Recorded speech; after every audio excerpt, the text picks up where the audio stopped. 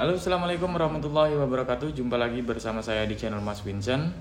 Oke, di video kali ini ada kulkas LG inverter, jadi kulkas 2 pintu. Untuk masalahnya, kulkas LG inverter ini tidak dingin bagian atas dan juga bagian bawah, teman-teman. Jadi keseluruhan nggak dingin sama sekali. Oke, seperti biasa untuk kulkas LG ini biasanya ada kebocoran freon ya. Kenapa saya bilang seperti itu? Karena pada umumnya seperti itu. Kita akan coba cek sama-sama ya. Nah, biasanya kalau kulkas LG inverter biasanya ada kebocoran di bagian filter ya. Kemudian di bagian kondensor ini banyak keropos ya untuk kulkas LG inverter. Nah, sekarang kita akan coba cek di bagian sini dulu nih, di bagian yang menuju ke filter. Ini ada korosi di bagian pipa kondensor ya. Ini saya coba dekatkan. Nah, ini teman-teman ya. Nah, ini nih. Ini ada kebocoran. Nah, ini. Ini ada kebocoran freon. Kenapa bisa terjadi seperti itu ya? Karena udah korosi ya di bagian pipa. Karena untuk pipa kondensor ini pipa besi, bukan pipa tembaga ya. Jadi nanti keseluruhan untuk di bagian kondensor dan juga kondensor yang bawah dan juga filter kita ganti dengan kondensor yang tembaga, teman-teman. Jadi ini nanti kita buatkan kondensor yang bawah dan juga untuk yang menuju ke filter nanti kita potong ya, kita perbarui. Solusinya seperti itu. Nanti kita akan coba flashing kembali, kemudian nanti baru kita isi freon ya. Jadi solusinya seperti itu. Oke, ini kita akan coba potong terlebih dahulu untuk di bagian filternya.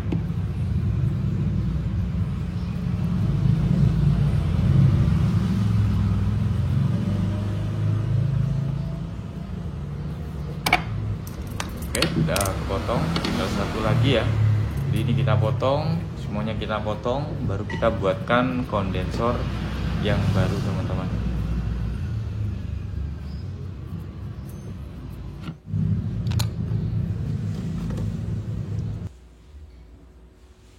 Nah, kita potong segitu aja ya. Nah, segini. Oke, ini udah kepotong. Oke, jadi ini udah saya pasang dan saya buatkan untuk kondensor yang baru, teman-teman. Ini dari tembaga. Pastikan semua pengelasan nggak ada yang bocor. Kemudian setelah itu kita flashing di bagian kondensor. Kemudian kita flashing juga di bagian evaporator ya, teman-teman, supaya bersih. Oke, jadi ini udah saya pasang untuk filter yang baru. Selanjutnya untuk supaya cepat untuk proses pelasingan itu kita bongkar di bagian evaporator. Jadi kita miringkan seperti ini supaya lebih cepat ya.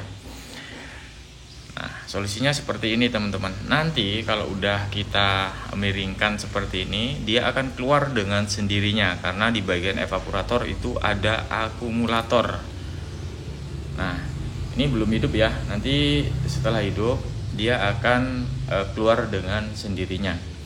Nah, kemudian jika ada kerusakan hal-hal yang lain, misalkan ada kedipan, tinggal kalian cek di bagian diagram di atas ini, teman-teman.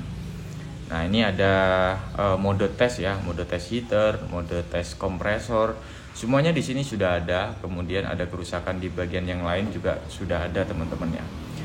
Oke, jadi ini kita tunggu sampai mesin kompresor hidup terlebih dahulu, baru nanti kita akan coba lihat, teman-teman. Oke, ini udah hidup. Nah, untuk oli beserta metil yang udah saya masukkan ini langsung keluar, teman-teman, tanpa kita harus tutup terlebih dahulu. Nah, jadi ini cara flashing yang paling cepat, teman-teman ya. Ini menurut saya.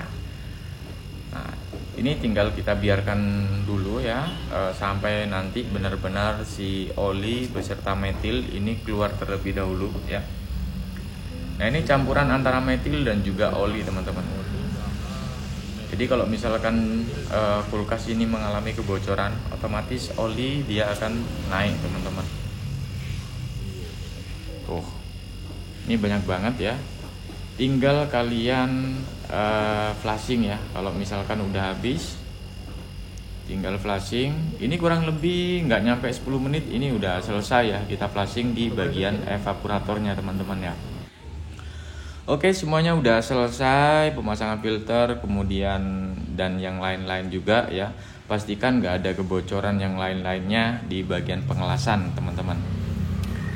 Oke, sekarang kita akan coba vakum. Jadi untuk pemakuman ini ada dua metode, vakum dengan body atau kalian bisa vakum dengan mesin kompresor vakum, atau kalau enggak kalian bikin mesin kompresor dari kulkas teman-teman untuk pemakuman ya.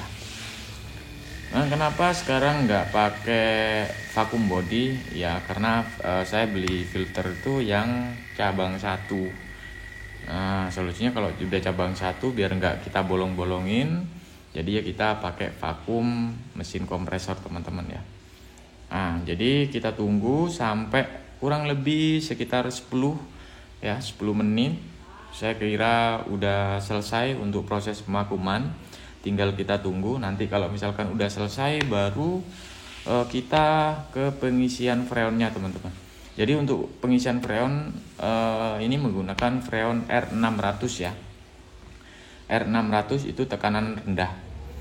Oke, semuanya udah selesai proses pemakuman. Ini proses pengisian freon teman-teman. Dan untuk pengisian freon ini baru berapa ini? Baru di 3 PSI ya.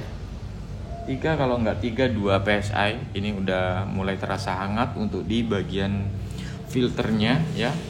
Jadi ini nggak perlu kita tambahkan lagi, harus kita tunggu terlebih dahulu. Kalau misalkan memang kurang nanti kita tambahkan sedikit lagi, karena beda ya tekanan R134 dan juga R600 itu beda.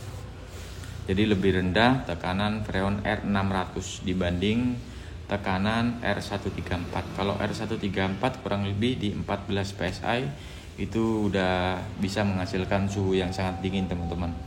Jadi seperti itu. Kalau R600 itu biasanya mentok itu di sekitaran 5 PSI, nanti dia akan turun dengan sendirinya ya. Oke, kita akan coba lihat hasilnya teman-teman. Nah, sekarang udah kita tunggu ya. Kita akan coba lihat. Nah, ini ada uap suhu dingin yang keluar, artinya udah bagus ya untuk kulkas LG inverter. Setelah kita ada pergantian kondensor di bagian bawah ya, kemudian kita tinggal setting aja untuk pengaturan suhu untuk ruang yang bawah. Oke, mungkin itu aja teman-teman untuk video kali ini. Semoga video ini bisa bermanfaat untuk teman-teman semua.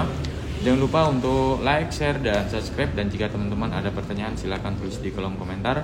Akhirul kalam, assalamualaikum warahmatullahi wabarakatuh.